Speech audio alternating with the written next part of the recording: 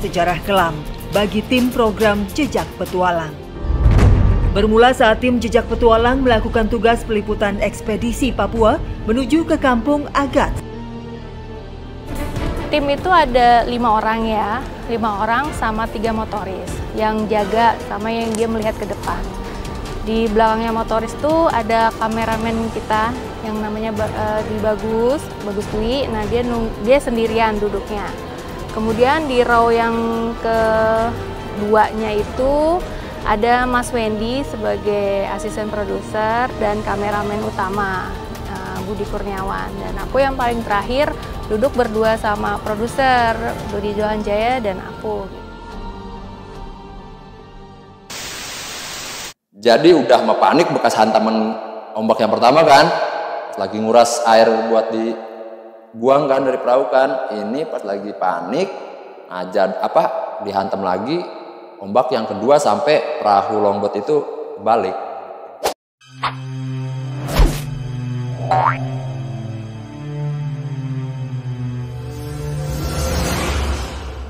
Assalamualaikum warahmatullahi wabarakatuh. Selamat malam semuanya, kembali lagi di channel Mokge, masih bareng kita berdua di set yang sama.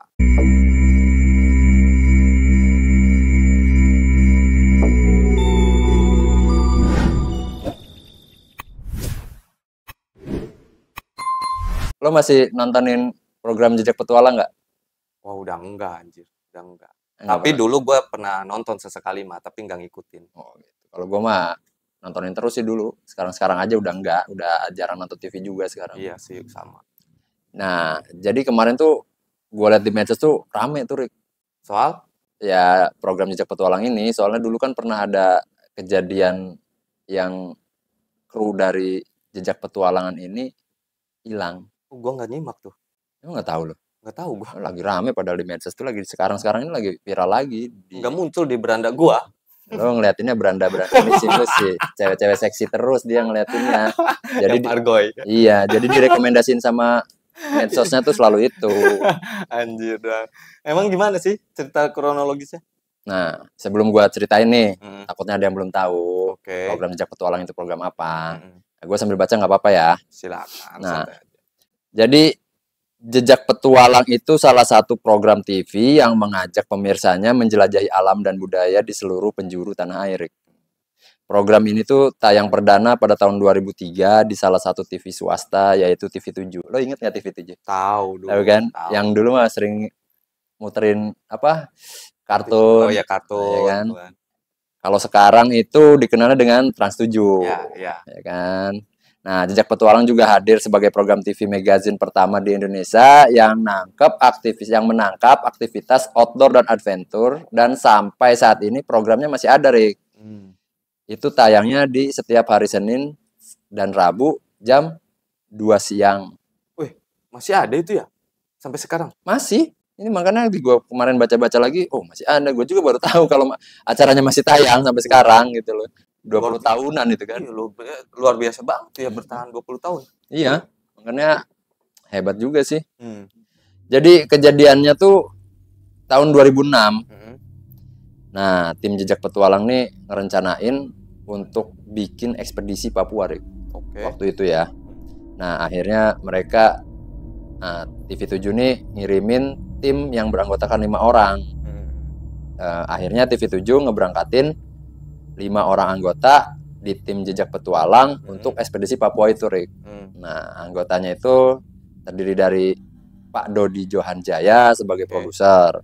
Terus ada Pak Wendy Muhammad Firman sebagai produser juga.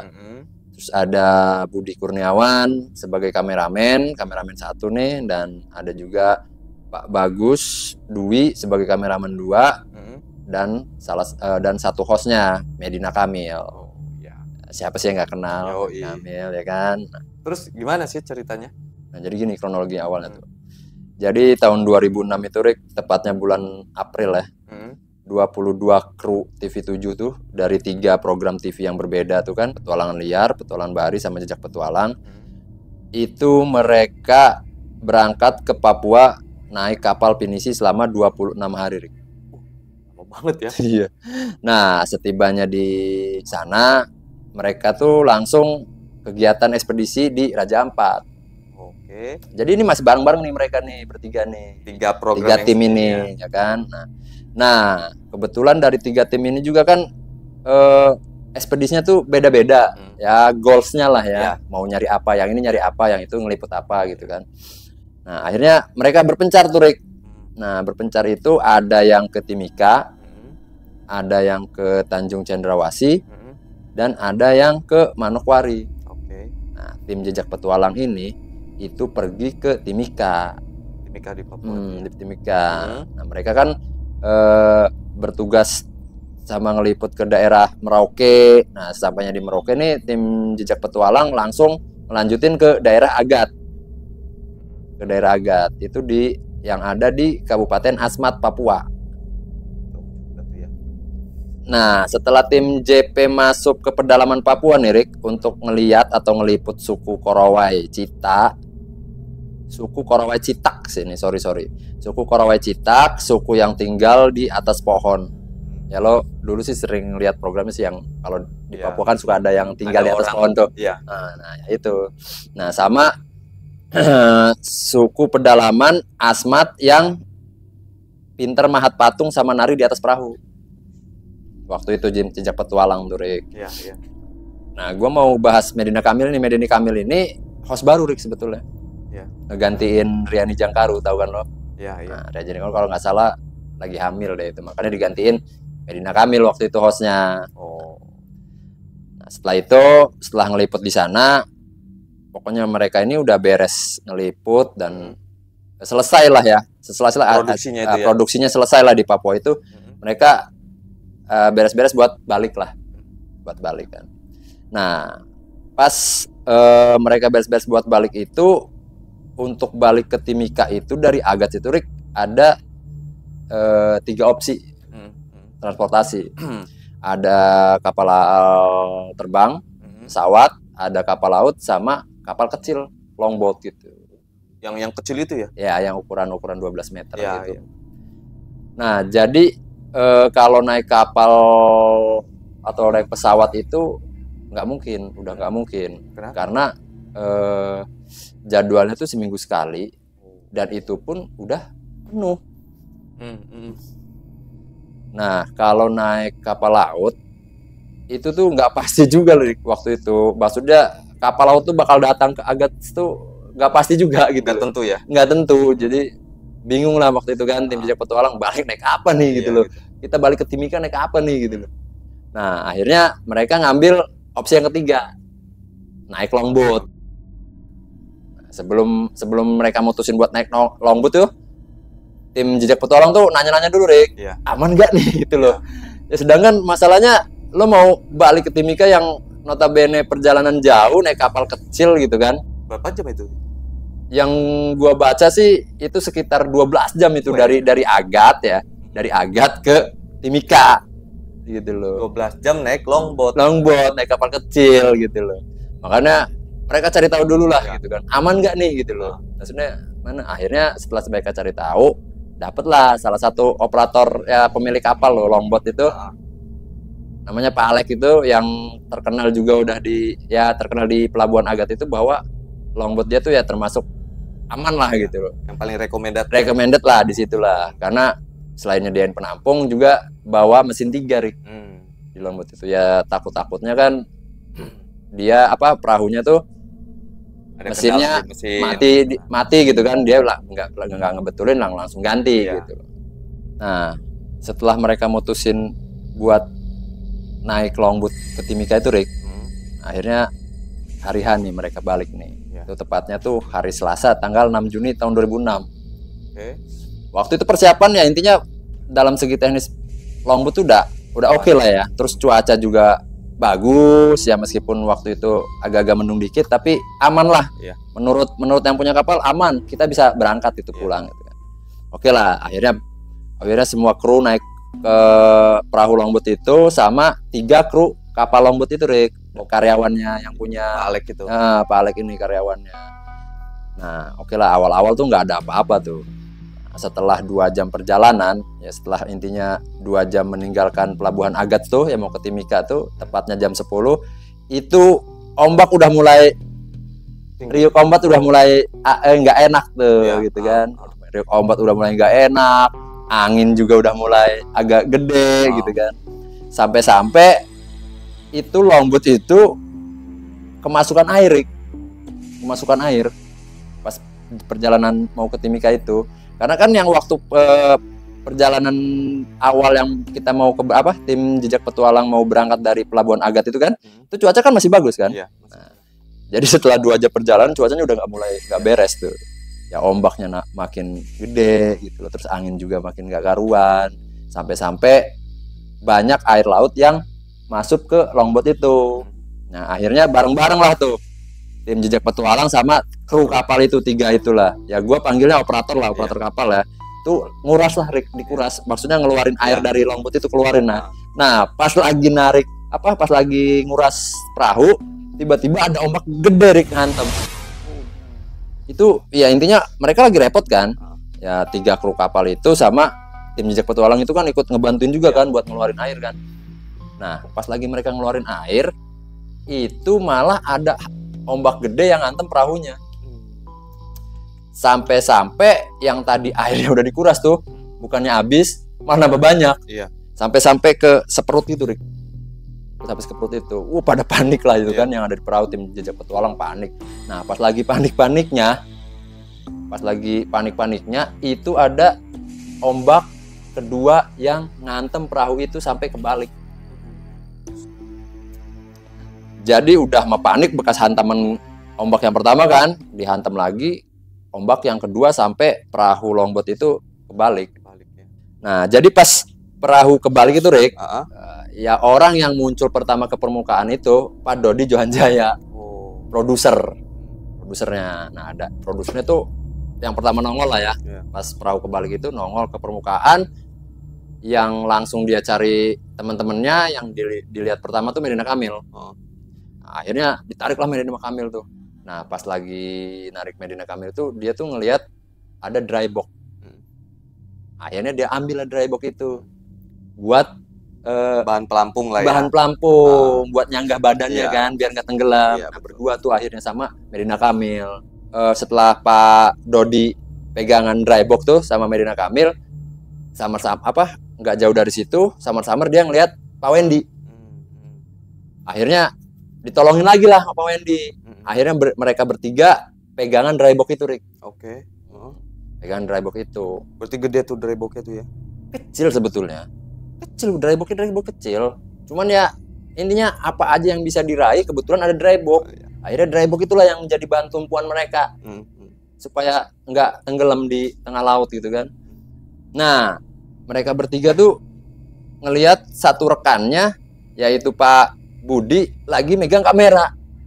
Masih sempet-sempetnya megang kamera. Mungkin bentuk tanggung jawab pekerjaan kali kan. Karena ada data penting. Ada data penting, terus ada barang-barang kantor ya kan. Diamanin, maksudnya mau ngamanin kan. Nah dari situ Pak Dodi tuh bilang, lepasin.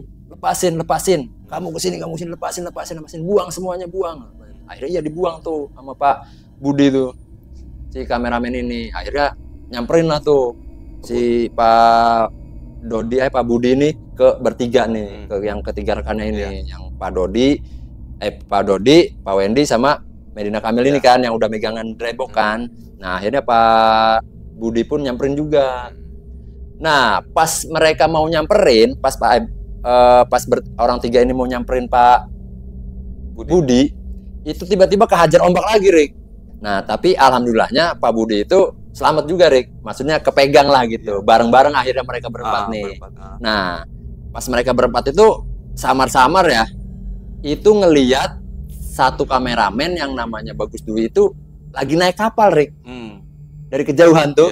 Jadi kameramen satunya tuh udah naik ke kapal longboat itu sama ketiga kru itu, yang operator itu kan.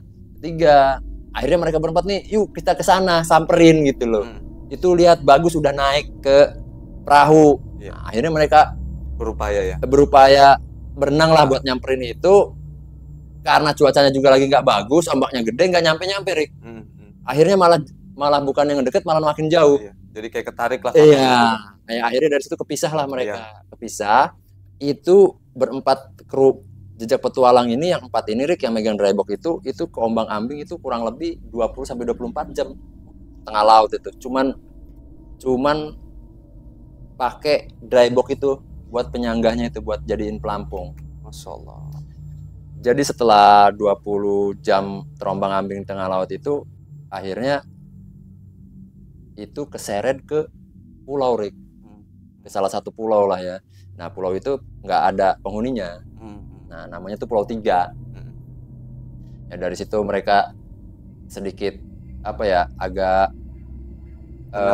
tenang gitu kan. Akhirnya nemu daratan kan. Nemu daratan baru juga sampai pulau hujan. Nah mereka juga kan udah 20 jam nih. Iya. Terombang-ambing di laut nih kan, otomatis dehidrasi juga lah, tahu sendiri air laut kan. Nah, makan, jadi gak minum. Iya, jadi waktu mereka ombang-ambing itu Rick, di tengah laut itu, mereka itu ada yang satu bawa minum kan, udah dikit juga gitu. Entah bawa minum atau enggak dapat ngambil dari yang ngambang-ngambang di laut itu mereka dapat botol salah satu air mineral itu cuma sedikit, dan minumnya tuh cuma ditutupnya doang, dibagi-bagi selama 20 jam itu. Pas mereka terdampar di pulau itu hujan. Nah, akhirnya si dry box yang tadi buat pelampung buat ngadain air hujan. Dari situ alhamdulillah mereka bisa minum tuh, ngilangin dehidrasi. Dan makanan juga itu mereka tuh cuman makan siput, yang ikan-ikan kecil yang mentah gitulah gitu. Sama mungkin ada salah satu kru yang masih entah itu di tasnya atau apanya masih megang, itu mereka masih nyimpen mie instan sama kopi Rick. Pas mereka pas mereka terdapat di Pulau 3 itu hujan kan, alhamdulillah tuh bisa minum air tawar kan, ngilangin dehidrasi, sama nyemil makanan-makanan yang sisa-sisa yang mereka bawa aja, yang masih kepegang loh ya. Itu ada mie instan sama kopi saset. Udahlah. Nah mereka berempat tuh di pulau tuh mikir, bagus nih kayaknya udah selamat ya. Yang temennya satu lagi tuh kan, kameramen yang mereka lihat naik ke kapal sama 3 kru itu kan. Akhirnya udahlah, disitulah mereka ya kalut lah, pikirannya tuh kemana-mana ya kan Rick. Pastinya. Namanya lagi kena musibah gitu di tengah-tengah laut, terdampar di pulau, udah kayak di film-film barat itu kan. Mereka malah terjadi nyata gitu. Setelah beberapa hari itu ya, kalau nggak salah setelah 4 harian deh, di tanggal 10 deh kalau nggak salah, itu sadar itu yang punya perahu tuh. Kok nih perahu yang gua sewain kok nggak balik-balik gitu loh. Dan konfirmasi ke Timika juga kok nggak ada yang nyampe gitu loh. Nah akhirnya Pak Alek nih firasat bahwa wah ada apa-apa nih gitu loh. Laporan lah Pak Alek ini. Laporan ke kantor polisi di situlah, ya kan? Setempat lah. Akhirnya laporannya diterima, langsung diproses, langsung juga datang tim SAR gabungan. Akhirnya hari itu juga langsung diadakan penyisiran lah. Langsung nyari lah ya kan, langsung gimana caranya. Maksudnya kita cari nih gitu dari tim SAR gabungan itu. Akhirnya dicari lah sama tim SAR gabungan, sama kepolisian setempat juga. Nah, nyisirnya juga bukan melalui laut aja, Rick. Lewat udara juga. Itu ada bantuan dari PT Freeport, helikopter. Nah disisir lah tuh, disisir. Akhirnya tim SAR itu ngedeket ke Pulau 3. Ya waktu itu tim SAR juga udah agak feeling gitu ya. Masalahnya ke Pulau 3 ini tempat transit warga-warga lokal yang perjalanan dari Agat ke Timika. Kalau cuaca nggak bagus, transitnya ke Pulau 3. Pulau 3 ini, Rick. Berarti hampir dekat itu sebenarnya dengan kejadian dia jatuh itu dengan pulau itu ya. Nggak jauh lah ya. Nah, pas dia nyampe Pulau 3 itu, awalnya tuh udah dikelilingin Pulau 3 nih. Itu nggak ada sama sekali tanda-tanda, Rick. Nggak ada sama sekali tanda-tanda. Padahal udah dikelilingin kan. Iya, nggak ada perahu kebalik gitu. Nggak ada barang-barang yang kececel di situ. Nggak ada sama sekali. Tapi entah kenapa waktu itu tim evakuasi atau tim pencarian itu kayaknya yakin loh, ini ada di sini loh di Pulau 3. Akhirnya mereka susurin lagi, nemu bungkus mie instan sama kopi saset. Terus sama nemu juga ada perapian, bekas orang bakar-bakaran gitu. Nah, cuman yang bikin mereka tambah yakin itu perapiannya itu cara masangnya atau bentuknya itu beda sama biasa warga lokal bikin. Dari situlah tambah yakin, wah ada nih di sini nih.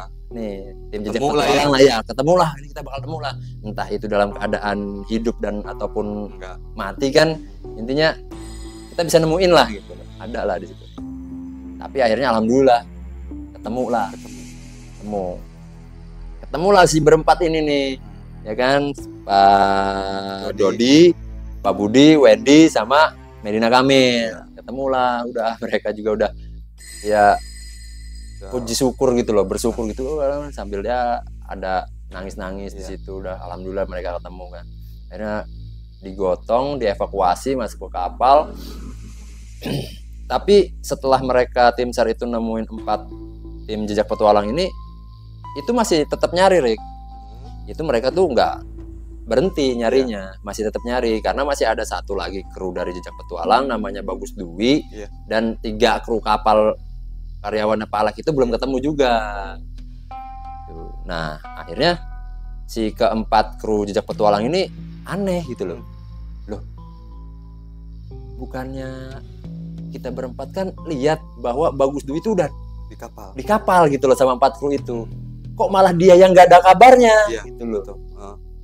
Dan sampai saat ini pun Bagus Dwi dan ketiga kru kapalnya itu nggak ketemu, Rick. Sampai video kita tayang ini. Iya, sampai gue cerita sama lo ini, itu belum ketemu sampai sekarang. Ya makanya keempat kru tim jejak petualang ini kan yang lebih ini mah justru yang 4 ini dong gitu, yang harusnya nggak ketemu gitu loh. Betul. Karena mereka yakin yang waktu terjadinya kapal kebalik di tengah laut itu, Bagus itu udah naik ke perahu lagi sama ketiga kru kapal itu. Logikanya harusnya mereka yang berpikiran bahwa berempat ini yang nggak selamat. Iya. Dan Bagus itu harusnya yang selamat. Justru yang berempat ini yang nggak selamat. Ternyata malah kebalik, Bagusnya yang nggak ada. Kan? Malah Bagusnya nih yang nggak ada kabarnya sampai saat ini. Akhirnya tim SAR juga nggak berhenti nyari ya. Berhari-hari dia nyari sampai akhirnya tim SAR juga ngentiin kegiatan pencarian, dan Bagus Dwi dan ketiga kru kapal pun sampai sekarang belum ditemuin.